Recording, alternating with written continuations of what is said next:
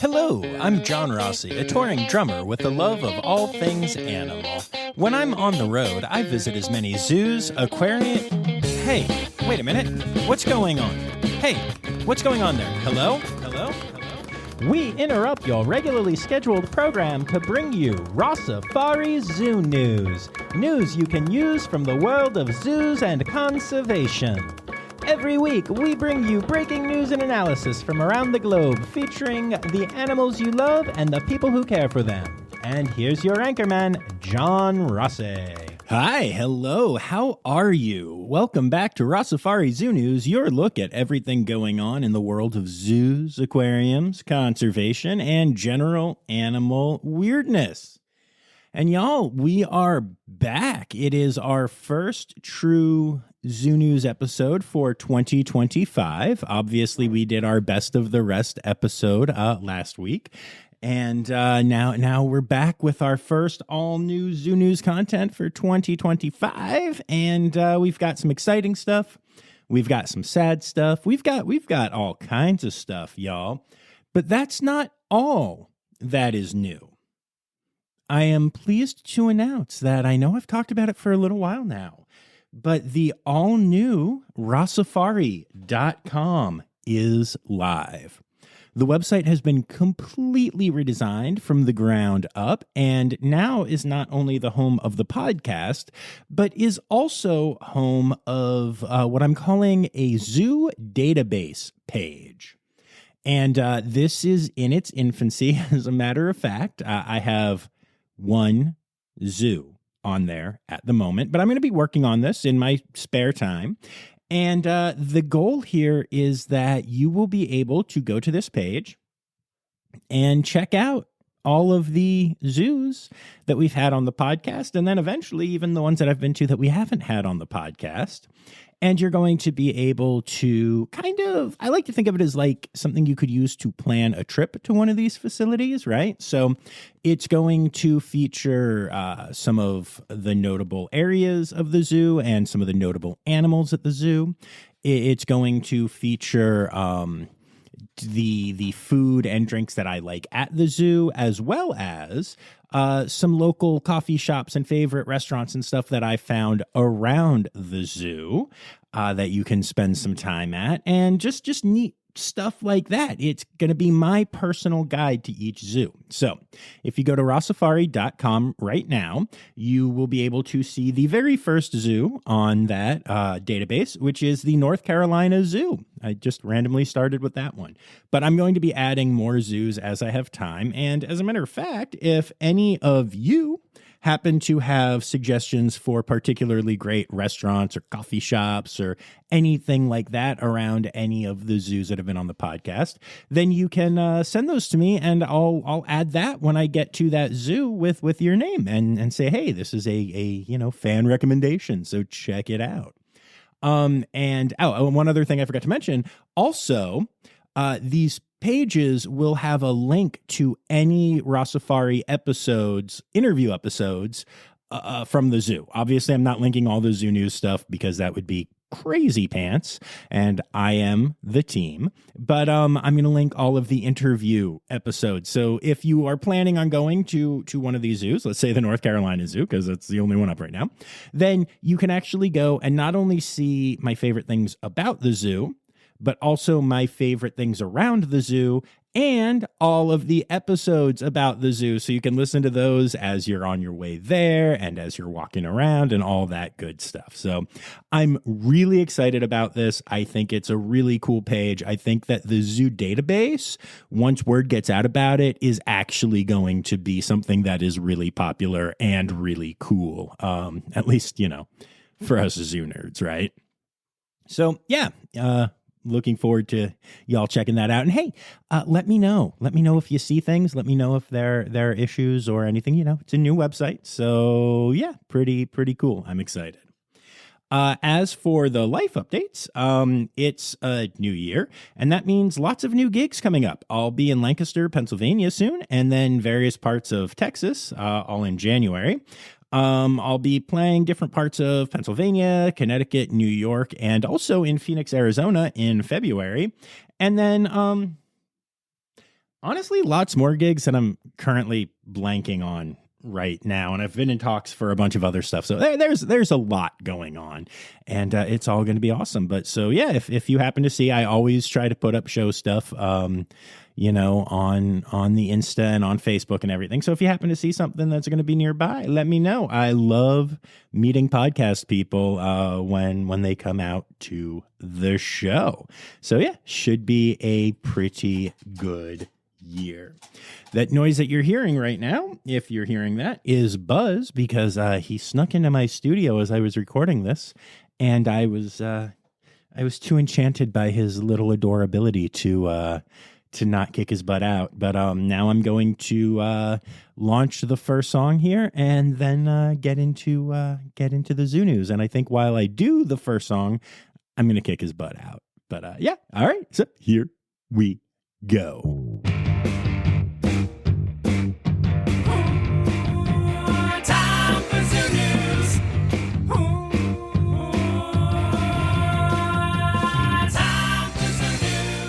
All right, so we start off with a headline story this week, and that story is simply this: the world is on fire. And while I say that figuratively a lot, I mean it literally this week, as fires are the headline story. The Pacific Palisades area around Los Angeles, California, is experiencing a wildfire with a ton of people being evacuated. This leads to multiple stories, all developing and ongoing. First of all, obviously, my focus turned immediately to the Los Angeles Zoo, where I was able to get in touch with a keeper I know. Now, the zoo is closed, but the fire isn't near the zoo yet, and all of the animals and staff are fine as of this recording. Again, it's an ongoing situation. Apparently, there is a lot of smoke in the area, and precautions are being taken to keep the animals healthy despite the smoke. So staff is on the grounds and doing the thing, but it's really scary to see this happening. And these wildfires also mean that the areas around the fires are experiencing an influx of animals that are running from their burning homes and into yards and onto roadways and such. And this is, of course, leading to an uptick in human-animal conflict in the areas around the fire. It's definitely an interesting thing to think about, as along with the animals lost in the fires, there are also animals that are displaced or being lost by being hit by cars, or even in some cases being run off private property. So here's hoping that the animal charities in the area will be able to help tamper down these conflicts and remind people that we need to coexist with these animals even in and maybe especially during troubled times. And this is also a great reminder, if you're around those fires or if you're ever in an area that is experiencing this kind of thing, there are a couple things that you can do. It's easy to put a bowl of water out for animals that may need it as they traipse through. And it's also really, really important to keep your pets indoors because, as animals are passing through neighborhoods and such, there is an increased risk for conflict and danger to the animals and to your pets. So, yeah, definitely a different angle, I think, to think about these wildfires from than I'm seeing on a lot of the news, which is, weirdly focused on the loss of human lives and the devastation around one of the biggest cities in America. And, unlike Thanksgiving, apparently, it turns out that wildfires are not an exclusively American holiday. They even have them across the world in Australia. Wildfires have been raging in areas of Queensland and Victoria, and in particular, as it relates to this episode, in the area near Halls Gap Zoo. Now, the zoo itself ended up not getting hit with the wildfires, but they were in the path, and the fires were so close that the zoo not only closed for 17 days, but also evacuated a lot of its collection to other facilities, with staff and members of the Country Fire Authority staying on site to monitor the area and put out any potential spot fires before they could spread. Basically, it seems like if the wind didn't change how it was blowing at one point, the zoo could have been lost in the wildfire, which is just terrifying to think about.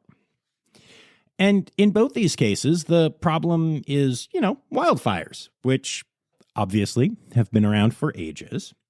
But wildfires are a problem that are exacerbated by the fact that climate change is actually expanding the area that these fires are reaching. So places like Halls Gap Zoo and the Pacific Palisades, and possibly even areas like Griffith Park in Los Angeles, are or can experience wildfires, even though they are areas that have been mostly safe during the vast majority of wildfires in recent history. All of a sudden they're just right on the path of destruction. And I know I don't need to harp on this issue here, but, I know y'all get it better than most. But I do have to point it out. But I promise I'm not going to go on a rant in this headline story. Climate change deniers and all that stuff are not what we're talking about, and also are not listening to this podcast. So yeah, we're not done with fires yet. Because we're also going to turn to Cleveland, Ohio, where the Cleveland Metro Parks Zoo experienced a fire this week. Now, it was not a wildfire, and no animals or keepers were harmed. The fire took place in the construction area around the rainforest building, which is currently closed as the zoo builds a new primate area around the rainforest. And that construction site is actually where the fire took place. But at first, we didn't know that. And video of the fire came out, and it was really hard to look at. It really looked like the rainforest building was burning down. And again, in case you missed me saying this a couple seconds ago, no. It was just in the construction site. Everything is fine. Human, animal, fine. But that rainforest is amazing. And watching that video was really, really scary. It seems like this was just an issue with the construction, and while it looked scary and may set the project back a little bit timeline-wise, whatever delay happens is still the best case scenario when there's a fire at a zoo. Like, so cool that everyone and all the animals are okay. So yeah, 3 major fire stories this week, which I thought was absolutely crazy. And the fact that 2 of them are wildfires is just devastating. These 3 stories, these 3 fires, though they do come from 2 different reasons. Well, look, I promised I would not go on a rant while doing this section and while talking about the climate change stuff, but I will just say this. This is why you don't see zoos with dragons on display. What, you thought I wouldn't throw at least one joke into this section? Come on. And that brings us to our births for the week. A Hoffman's two-toed sloth was born recently at Cheyenne Mountain Zoo. Mom Asian is doing a great job with the little one, who has been learning to traverse mom's tummy, and the 2 have been bonding well. The baby is not only nursing, but has already started taking bites of solid food after just a couple of weeks, which I guess is like normal for sloths, but that's pretty cool to think about. So yeah, congrats to the team at the zoo. Congo Wildlife Ranch welcomed 4 cheetah cubs this week named Zuko, Zorro, Zuri, and Zeus. And those 4 names, I think they all have something in common. I think it might be that Z sound. Don't know. But this is a facility that is in South Africa. And while I don't know if any of these particular cubs will be candidates for this down the road, I wanted to let y'all know that Congo Wildlife Ranch has released a cheetah into the wild and is hoping to do so again in the future. So pretty exciting, and maybe that one will end up with a Z name. A baby watermelon has been born at Zoo Miami. That's right, there's a new Malayan tapir baby at the zoo, and all tapirs are born with patterns that resemble the markings on watermelons, despite the fact that adult tapir patterns look super different from species to species as adults, and none of the species of tapirs retain the watermelon look. It's probably one of the weirder things in the animal kingdom, in my opinion, but it's very cool. It's very cute. So yeah, congrats to the team at Zoo Miami. The Toledo Zoo has welcomed a baby 3-banded armadillo to the zoo. Born to parents Chris and Honeybee, and yes, that's the name. This isn't some weird crossbreeding experiment. The little one is doing super well. The North Carolina Zoo is celebrating the birth of 4 red wolf pups. Now, as y'all know, red wolves are the most endangered canid in the world, and the North Carolina Zoo breeding program is truly incredible. It is the largest in the world, and they regularly have at least 1 litter each year at the zoo. Pups are doing well, and I'm just so genuinely proud of our friends at the North Carolina Zoo for this ongoing project and the amazing work that they do with red wolves. And then last but not least in births, SeaLife Sydney has welcomed a new Gentoo penguin chick to proud parents Foster's and Bloomin' Onion. I kid.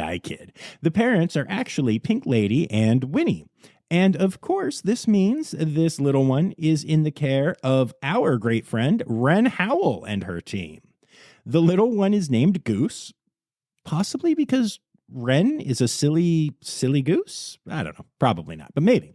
Anyway, congrats to Wren and the entire team on this adorable chick. But that brings us to our deaths for the week. And this section hits hard this week. So we'll just dive right in. We start this section by saying goodbye to a red panda that I truly and deeply loved. David Bowie, affectionately known as Deebs, has passed away at his home at the Cape May County Zoo in New Jersey. Deebs was one of the most handsome pandas I've ever had the privilege of meeting. He was 6 years old at the time of his passing. Deebs had one of the most fascinating personalities to me. He was super shy at times and super outgoing at times. He was always very gentle and loved his craisins very, very much. Now, Deebs passed from a mesenteric torsion, meaning his intestines basically got twisted, and this is a naturally occurring condition that is almost always fatal. And along with getting to spend a lot of time with him personally, I'm going to miss Deebs the most because he was the panda that I got to introduce Miles to. Few things have ever made my heart feel as full as when I saw Miles' face light up as he and Deebs bonded with each other. And it was just one of the most incredible moments of my life and certainly of Miles's life. So David Bowie may be gone, but that memory will live on for me forever. Honestly, y'all, I'm going to have to call Miles tomorrow and talk to him about this and tell him this happened. And I am not looking forward to that one. So sending love to Deebs' lead keeper, Amy, and the rest of the team at the Cape May County Zoo. And that's not the only animal that I knew that we lost this week. Moose, a beloved Pallas's cat at the Columbus Zoo, has passed away. Now, Moose had a huge personality, and it was such a joy watching him, especially with his mate Tina, which is spelled with 2 I's, and their cubs when they had cubs. Moose was the first Pallas's cat I ever met, and he literally made me fall in love with the entire species. There's something, so Pallas's cats, if you don't recognize the name right now, they have this very smooshed face. But Moose's face was always like extra smooshy. I don't know. That's not the most scientific way to put it, but I stand by it. And he just was such a cool animal on and off exhibit. Just a sweet boy. I love that his genetics are well represented in the population now, but I hate to see him go. So sending love to Christy and all of the other keepers that took such incredible care of Moose at the Columbus Zoo. And then we move on to an animal that made an early episode of the Rossifari podcast very special. The first giant anteater I ever met, DG, who lived at the Naples Zoo. Now, DG was an incredible ambassador for his species, and his keeper talks regularly featured him using his incredible tongue to eat avocados, bananas, and even special smoothies that combined fruit and bugs. I do not recommend trying them for yourselves. The staff at the zoo loved watching him do big stretches in the mornings and lounging in his pool. For me personally, I remember learning about the weird way anteaters walk from DG, and that's an image that just stays with me to this day. Their claws and their whole walking on knuckles thing. It's all just very cool and kind of hard to understand unless you get to see it up close. So I'm eternally grateful to DG for providing me with that awesome experience. He will be greatly missed. Okay. And now we're moving away from personal stuff here. But we have 2 more losses we have to talk about. Willie the donkey has passed away at Roger Williams Park Zoo. Willie was 30 years old and was a mainstay of the farm at the zoo for over 20 years, connecting with countless children and adults in that time. And hey, despite being an ass, Willie had a gentle spirit and playful personality that shined, especially with his keepers. His presence is already missed at the zoo so very much. The farm will never be quite the same. And then last but not least in this section, the animal training world has lost one of its true pioneers. Karen Pryor, the author of Don't Shoot the Dog and many other books and papers and all kinds of good stuff, who was also the founder of the Karen Pryor Clicker Training program, has passed away.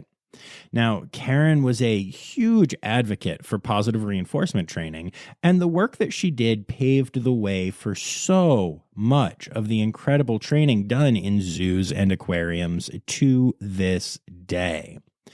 You basically can't go to a zoo and ask about training without hearing about positive reinforcement, and Karen really helped to popularize that whole idea. As a matter of fact, at the Aquarium of Niagara, every intern in the animal care section, or at least in the marine mammals and birds section, since fish and invertebrates don't do a lot of heavy training, but yeah, they go through Don't Shoot the Dog with the staff. And honestly, I don't even know if that's better for the interns or for the staff who get to keep going through it and being reminded of the principles that Karen put forth. So just a very, very, very important human in this world. The Karen Pryor Clicker Training Center is still alive and well today, and it's now run by her mentee, Ken Ramirez, who's out there teaching a new generation of trainers the best way to get the best out of their animals. At the age of 92, Karen lived a long and incredible life, and her legacy will far, far outlive her. And then moving on from births and deaths, we get to the rest of the Zoo News section for this week. The San Diego Zoo Wildlife Alliance has won the Sweepstakes Award at the annual Rose Bowl Parade for the 2nd year in a row. This is the highest honor given at the parade, and it's no surprise this year's float won after featuring red pandas and probably some other animals and people and stuff, but mostly red pandas in my book. Anyway, congrats to the San Diego Zoo Wildlife Alliance on the win. Oh, and speaking of awards, the San Diego Zoo has won. We have yet another ranking of the best zoos, but this time it's in the world. The list is from the publication Travel and Leisure, and one thing I really like about this list is that they considered accreditation as part of the ranking system. And you guessed it, the number one zoo on the list is the San Diego Zoo. Now, I'm not going to go through all 25 here, but the rest of the top 10 are: number 2, Melbourne Zoo in Australia. Number 3, Henry Dorley Zoo and Aquarium in Omaha, Nebraska. Number 4, Basel Zoo in Switzerland. Number 5, Alaska Zoo in Anchorage. Number 6, Smithsonian's National Zoo in Washington, D.C. Number 7, the Chester Zoo in the UK. Number 8, Schönbrunn Zoo in Vienna, Austria. Number 9, the Toronto Zoo in Toronto, Canada. And number 10, the National Zoological Garden in Pretoria, South Africa. So I thought that was a really interesting list. And the remaining ones you can check out by going to Travel and Leisure. And there was lots of stuff, more US-based zoos, at least one more Aussie zoo, and some other stuff throughout the world. So I thought it was pretty cool to see a very different and well-thought-out list. And hey, while we're on the topic of rankings, one of the funniest things to me is that red pandas always rank amongst the animals that are most likely to escape their habitats at zoos. You wouldn't really think the little stinkers have it in them, but hey, they do. And the species has been hard at work to maintain their position on that list, as a pair of pandas escaped the Walter Zoo in Switzerland. After 30 centimeters of snow fell in the area, some of the plants in the panda habitat were weighed down in such a way that the pandas were able to walk across them and leave their habitat. One of the pandas settled into a nice tree just a short distance from the enclosure and was found quickly, but the other one actually got outside the zoo and went and explored the woods nearby. Now, fortunately, her tracks were easy to follow in the snow, and she too was found relatively quickly and taken back home. After a quick vet checkup, both pandas are now safe and sound back in their habitat, probably bragging to each other about the incredible adventures they went on. Oh, and again, when it comes to rankings and votings and stuff like that, Rossifari fans remain undefeated. Except for that time we tried to get a zoo to name an animal something, but it was up against a Taylor Swift name, and let's be real, ain't no one derailing that train right now.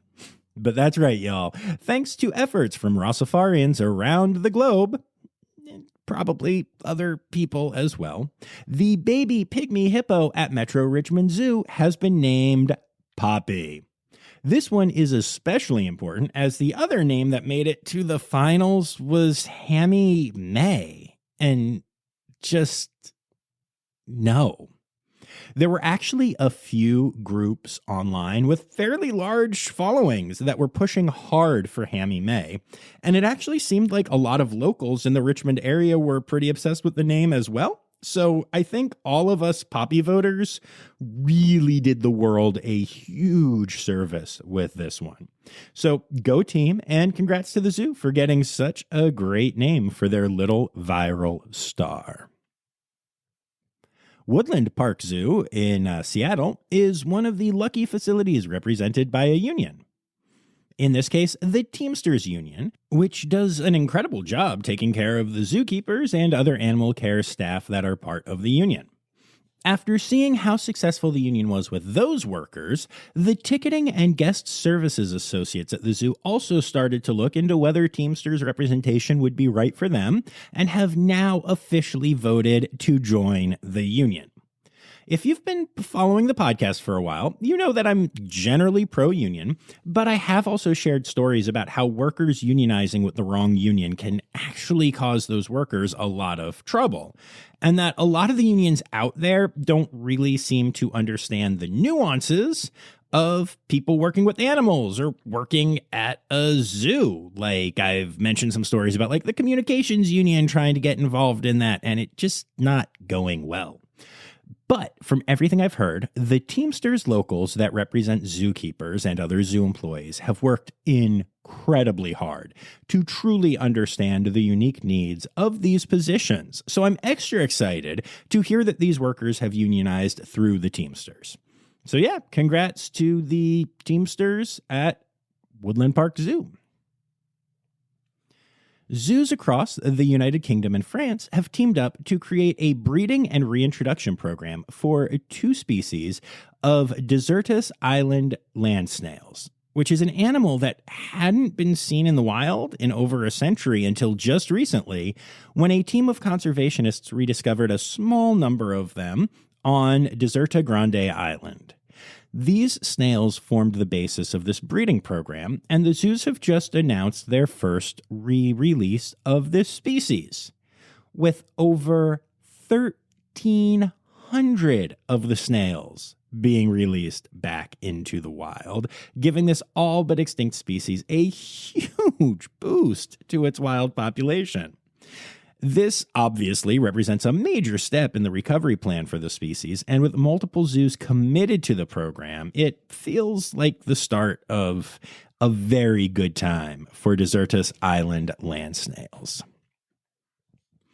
And then last but not least in zoo news, we've talked about primates using computers and iPads and such on this podcast in interviews from a couple different facilities, including when I got to play with the same program that gorillas use at the Jacksonville Zoo. I nailed it, by the way. And I never got my reward. You know, it's not fair. Life's not fair. But anyway, SeaWorld in Australia is currently experimenting with a similar program for their pinnipeds. The program is called Eve, and it is a video game with 4 buttons that Rosie and other sea lions there can press with their noses. The game has a variety of different levels with increasing difficulty, which allow the game to never be exactly the same twice. The sea lions at the aquarium, especially Rosie, seem to have taken to the game quite well, quickly understanding the concept and learning from it, improving as they play. I think this is such an incredibly cool bit of enrichment for sea lions. All right, that's it, y'all. I am taking my Switch to the aquarium tomorrow, and I am teaching Copper how to play Legend of Zelda. It's going to go so great, I can tell. Stereotypical animal podcast theme song. Here to bring you to conservation news. All right, so I don't know if this really counts as news, but there was a post going around the old internet this last week that is a pretty great way to start the conservation news section for the year. The post looks at the number of animals of various species in the wild now compared to in years past, crediting the work of conservationists for the population increases. And some of the species looked at include Bengal tigers, which have seen a population increase from 1,000 to 3,500 since 2006.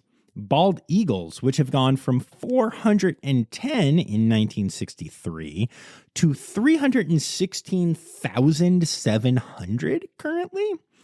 White rhinos, which have gone from 100 in 1940 to 18,000 now.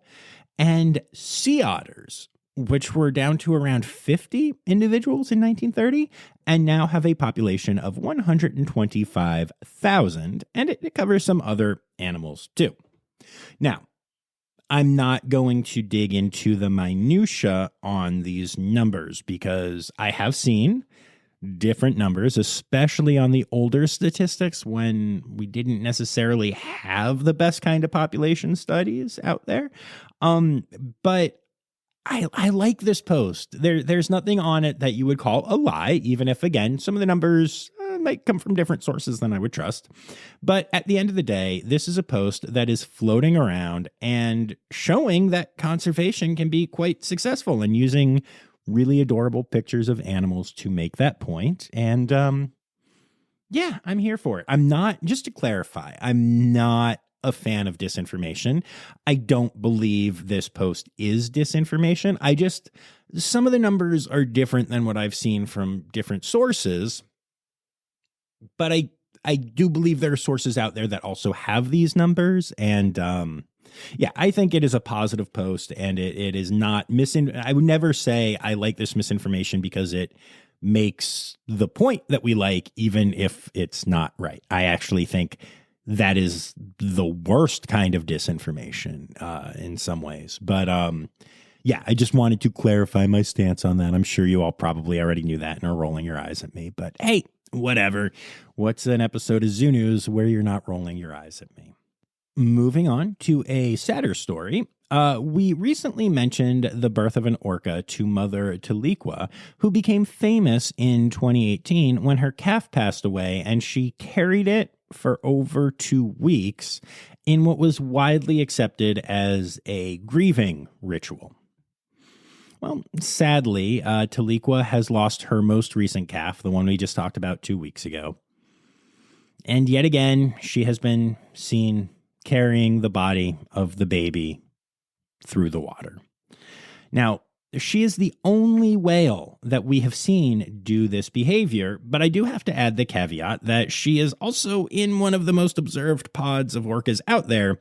So it's hard to say whether it is a behavior that is exclusive to her or not. Experts do believe that it is a sign of grief and that it's probably not the healthiest way for her to cope, since it seems to be a pretty unique behavior, even if we don't know if it's exclusive just to her.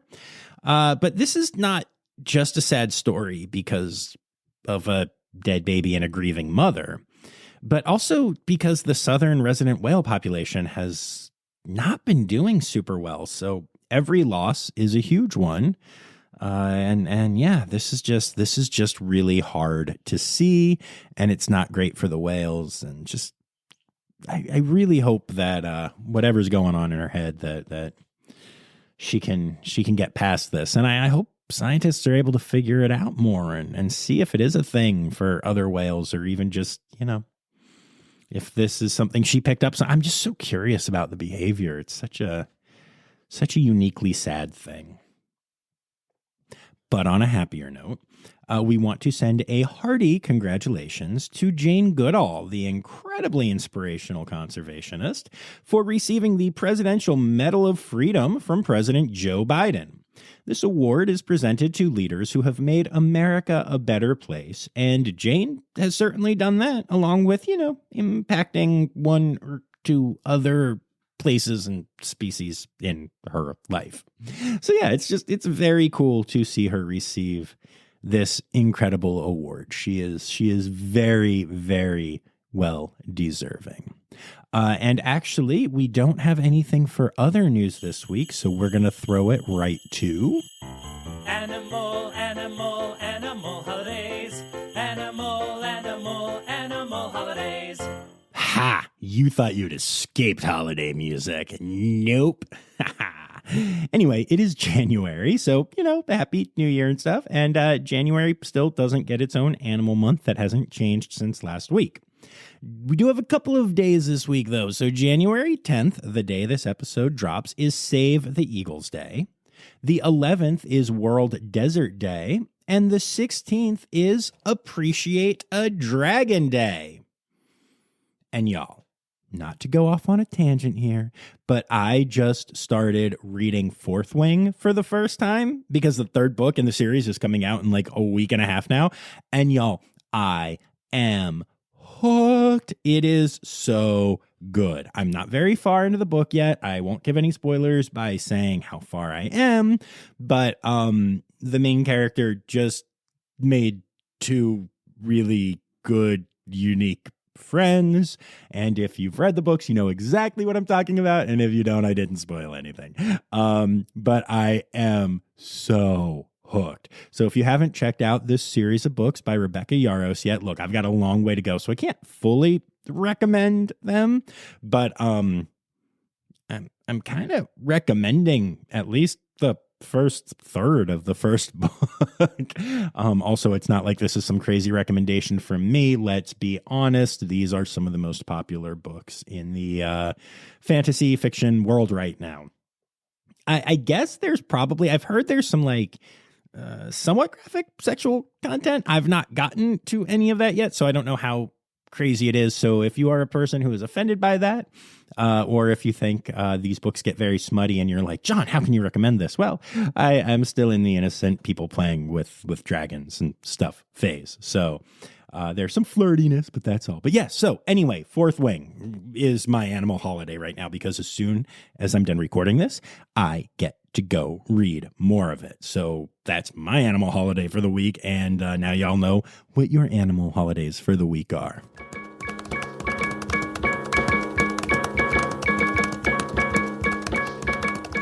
All right, so there you have it, folks. Another episode of Zoo News is in the books. We're going to be back here on Tuesday with an interview episode from the Virginia Zoo. It is their first time on the podcast, and I am really, really excited to have started a relationship with this facility. I think it's going to lead to just a lot of really cool stuff, so I'm looking forward to sharing that with you all. I also want to take a moment to say thank you to my Red Panda level patrons, Dr. Laura Schenk, Dr. Stephen Williamson, Barbara Bennett, Jenny Owens, and Kevin Williams. Also want to remind y'all, you can join Patreon and support the pod for as little as $3 a month. And if you join at the Binturong or Red Panda level, you will get an exclusive sticker from our friends at Cappy Trails once a month. It's an exclusive Rossifari related to the podcast sticker. And we've been talking about the very first one, the January sticker, and I think y'all are gonna love it. So don't forget patreon.com/Rossifari. And I would also like to say thank you to everyone who contributed Zoo News stories this week. Now, normally I read all of your names, but I want to get to Fourth Wing, so I'm just going to say bye. No, I'm kidding. Those names are Anya Keene, Colleen Lenahan, Kim Cooley Croninger, Carrie Kirkpatrick, Kevin Williams, Emily Rockbuck, Dr. Natalie Taco, Dr. Laura Schenk, Matt Patford, Ali Malensky, Kay Malensky,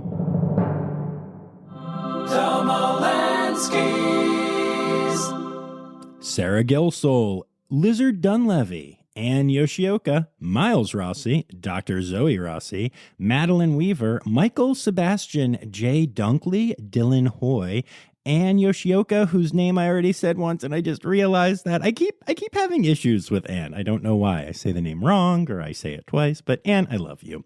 Marianne Rossi, Amanda Berg, Elizabeth Cho, Kristen Khalil, April Taylor, and Ren Howell. Thank you all so much for contributing to this week's episode. And remember, friends, the words Newsy credits backwards are Steider Yaswen. The Rossifari podcast is produced, hosted, and engineered by John Rossi. Editing and fact-checking by John and Dr. Zoe Rossi. Our theme song is Sevens by Nathan Burke, performed by Nathan and John. Interrupting John theme and additional voices by Taylor Isaac Gray. You can reach John directly on Instagram and Facebook at Rossifari or by email at rossifaripod@gmail.com. Rossifari is part of the Daydreamer Media Network. Now, stop listening to me and go visit a zoo.